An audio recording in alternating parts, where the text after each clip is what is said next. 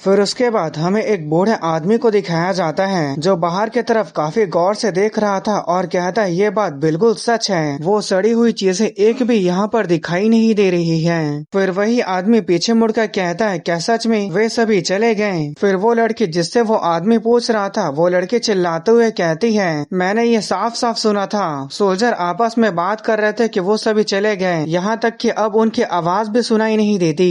फिर तभी वो लोग खुश होते हुए कहते हैं वो सारे ज़ॉम्बी यहाँ से चले गए, आखिरकार अब हम यहाँ पूरी तरह से सेफ हैं। फिर डेमी कहती है फादर मुझे लगता है कि वो ज़ॉम्बी सच में यहाँ से चले गए। फिर उसके बाद मिनसोक डेमी को एक वर्कर वाला हेलमेट पहनाते हुए कहता है डेमी मेरी बातों को ध्यान से सुनो, चाहे कुछ भी हो जाए इस हेलमेट को मत उतारना, बाद में इसकी जरूरत पड़ेगी। फिर डेमी कंफ्यूज होते हुए कहती है क्या बाद में? फिर तभी वहाँ हैरी आ जाती है और वो अपने हाथों में स्पीकर पकड़ी होती है और उस स्पीकर से वो कहती है आज सुबह इसकी वजह तो नहीं पता ये कैसे हुआ, लेकिन हमने ये कंफर्म कर लिया है कि इस इलाके के सारे ज़ॉम्बी खत्म हो चुके हैं। जिसकी बातें सुनकर वहाँ खड़े सिविलियंस काफी ज्यादा खुश हो जाते हैं और कहने लगते हैं कि ये बात सच था, अब हम बच गए हैं, अब हम यहाँ पर पूरी तरह से सेफ हैं। फिर उसके बाद हैरी आगे कहती है और अब हम इस जगह को खाली कर देंगे। उसकी बातें सुनकर वो सभी सिविलियंस की खुशी हैरानी में बदल जाती है और वो सभी लोगों के होश उड़ जाते हैं। उन लोगों को अपने कानों के ऊपर यकीन नहीं होता है। फिर उनमें से एक लड़का कहता है क्या मैंने कुछ गलत सुना? फिर दूसरा लड़का कहता है मैंने सुना कि हमें ये जगह खाली करनी होगी, लेकिन यहाँ पर तो कोई ज़ॉम्बी नहीं है तो हम ऐसा क्यों करेंगे?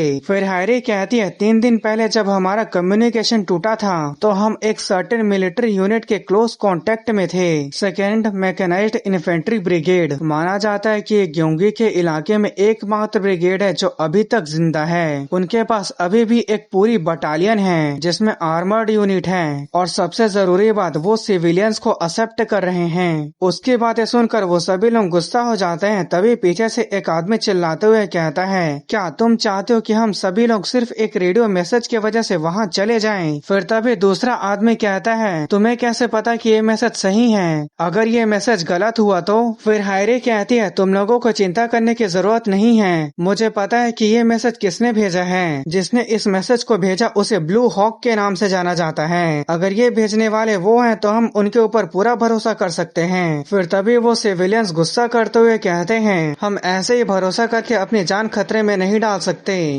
क्या तुम चाहते हो कि हम 3 दिन पहले टूटे फूटे रेडियो मैसेज के बेस पे इस जगह को खाली कर दे? तुम तो सीधा हमें मौत की तरफ जाने के लिए बोल रही हो। फिर हैरी कहती है हमें जाना ही होगा, अगर ज़ॉम्बी वापस आ गया तो हम बच नहीं पाएंगे। फिर उसके सामने वाला आदमी कहता है हम ऐसा बिल्कुल भी नहीं करेंगे, शायद ऐसा हो सकता है कि ज़ॉम्बी यहाँ पर कभी न आए। फिर तभी बगल में एक टोपी पहना आदमी कहता है जरा देखो पता था ऐसा कभी न कभी होगा, एक औरत जो इमोशनल और रेकलेस डिसीजन लेती है। अगर इस औरत की जगह कोई आदमी लीडर होता तो क्या ऐसा कभी होता?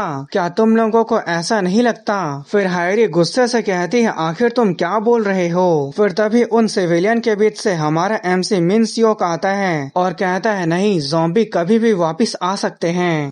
फिर वही टोपी वाला आदमी मिनसोक के कंधे पर हाथ रखते हुए कहता है आखिर तुम हो कौन जो इस तरह से बातें कर रहे हो जैसे कि तुम सब कुछ जानते हो? फिर हैरी कहते हैं ये एक एक्सपर्ट है। फिर वो आदमी कहता है क्या एक्सपर्ट? आखिर तुम्हारे इन आंखों के साथ क्या दिक्कत है? फिर उसके बाद जब वो मिनसोक के आंखों को गौर से देखता है जैसे कि उसके सामने बहुत ही खुखार ज़ॉम्बी हो और मिनसोक उस टोपी वाले आदमी को कह रहा होता है यहाँ पे रहने का मतलब यही है कि हम थाली पे परोसे गए मीट के जैसे हैं, क्या इसे ही जिंदा रहना कहते हैं? ये तो बस अपने मरने का इंतजार करने के बराबर है। फिर उसके बाद मिनसोक आगे चले जाता है और वो टोपी वाला आदमी अपने सीने पर हाथ रख के काफी जोर जोर से हांफने लगता है। फिर उसके सामने एक और आदमी आ जाता है और कहता है तुम्हें क्या लगता है अगर हम इन्हें फॉलो करते हैं तो क्या हमें जिंदा रहने की गारंटी मिलेगी? फिर मिनसोक कहता है ऐसी बात नहीं है। फिर वही आदमी कहता है बातें ना तो गारंटी देती है और ना ही प्रूफ। फिर उसके बाद मिनसोक सभी के सामने खड़े हो जाता है और कहता है मैं तुम लोगों से कुछ पूछना चाहता हूँ, अगर तुम लोग सोल्जर को फॉलो नहीं करते हो तो क्या तुम लोग इनके बिना सरवाइव कर सकते हो? क्या तुम लोग अपने खुद के दम पे जिंदा रह सकते हो?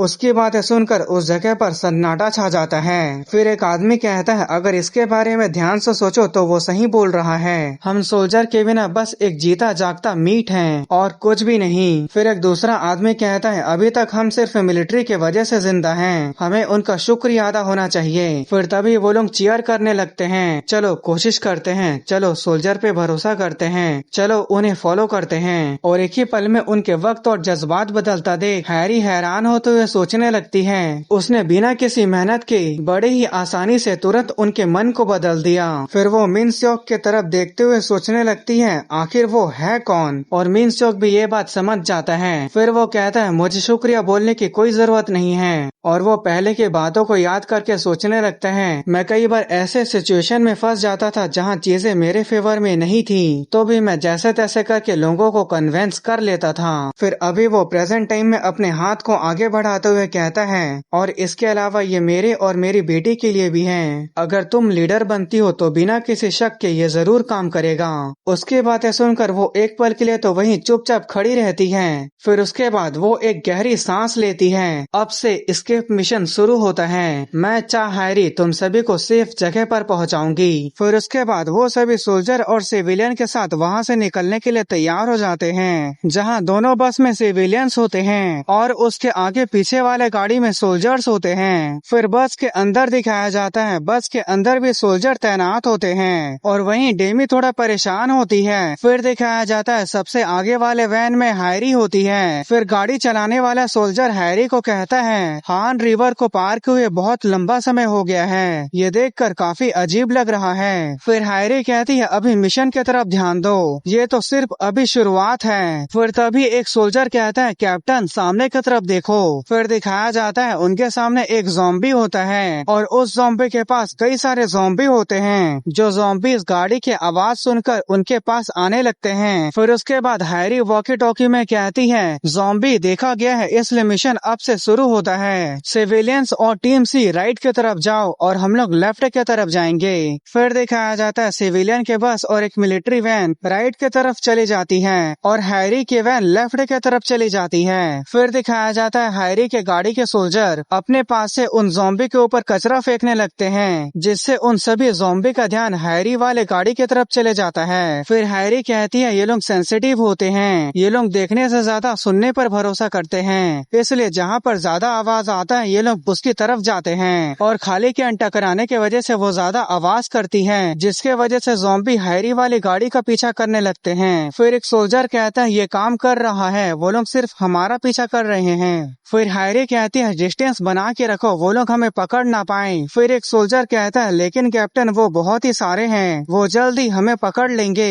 फिर हैरी पीछे मुड़कर देखती है और सोचने लगती है, अगर ऐसे ही चलता रहा तो हमें काफी मुश्किल हो सकती है। फिर वो कहती है, स्योंगसान ब्रिज की तरफ चलो। फिर उसके बाद हमें थोड़ी देर बाद एक ब्रिज को दिखाया जाता है जो बीच से टूटा हुआ होता है और वहीं पर हैरी की गाड़ी पहुंच जाती है और हैरी कहती है, बस थोड़ा सा और। फिर वो सोचने लगती है, चाहे सिचुएशन कैसी भी हो, वो हमेशा ह्यूमंस के ऊपर अटैक करते हैं। फिर हैरी चिल्लाते हुए कहती है, इसे अभी करो। फिर उसके बाद वो लोग अपनी गाड़ी को बहुत ही तेजी से मोड़ लेते हैं और वो बिल्कुल अपने गाड़ी को टूटे हुए ब्रिज के पास मोड़ते हैं और उस गाड़ी को दूसरे तरफ जाता देख एक ज़ॉम्बी वहीं पे रुक जाता है, पर उसके पीछे से आ रहे ज़ॉम्बी नहीं रुकते हैं और वो लोग उससे टकरा के उस ब्रिज से नीचे गिरने लगते हैं। और इसके अलावा जो भी ज़ॉम्बी गाड़ी के सामने आ रहा था, उस ज़ॉम्बी को वो लोग गाड़ी से ठोक दे रहे थे, पर जो भी ज़ॉम्बी उस गाड़ी के सामने था वो उसे पहले ही देख लेते हैं और उसके रास्ते को छींक लेते हैं। फिर उसके बाद हैरी सोचने लगती है, जब उनका ध्यान कहीं और हो तो उनका पिछला हिस्सा बहुत ही कमजोर होता है। फिर दिखाया जाता है पीछे से एक रोड रोलर आता है जो उन सभी ज़ॉम्बी को कुचल कर कागज की तरह चपटा बना रहा था और उस रोड रोलर के अंदर होता है हमारा MC मिन स्योक, जो कहता है ये एक रोड रोलर है।